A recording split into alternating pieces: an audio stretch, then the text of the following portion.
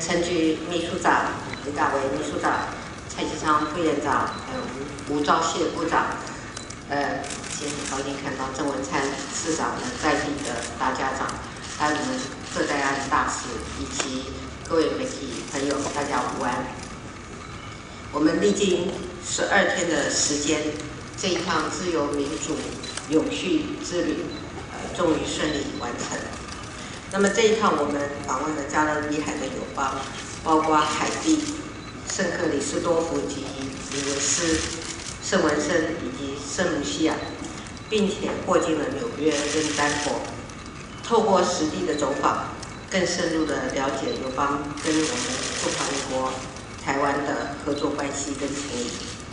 我们也看到同样是新兴民主国家的友邦，他们跟台湾有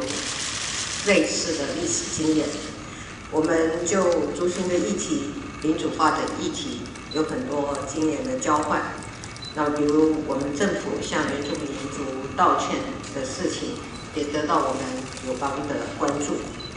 那么我也感受到加勒比海的友邦虽然规模都不大，经济规模也还在发展当中，但民主制度在这些国家当中都落实下来了。那么这些友邦不仅在民主的实践是值得一提，那么在国际上也积极的声援台湾，有他们的支持，台湾的议题才能够得到国际的关注。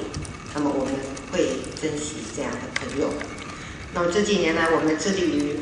向国际传达一个讯息，也就是台湾肯 help 的印象。我们负责任、肯贡献的形象已经是建立起来了。国际社会都相信台湾是国际社会的一个良善的力量。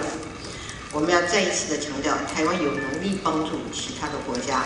但是台湾也需要其他的国家在国际舞台上帮我们发声，这就是踏实外交，互惠互助。那么这一次过境美国的时间比较久，也有更多的机会可以跟美国各界人士，不论是政界、学界、智库，还有科学研究单位及企业界的朋友交换想法。有人说这个关系是升级，但是我要说是深化，要来得更贴切。那么走向世界是台湾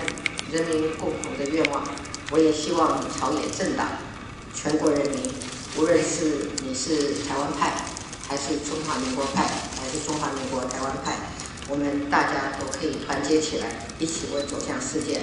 来努力。谢谢，谢谢大家。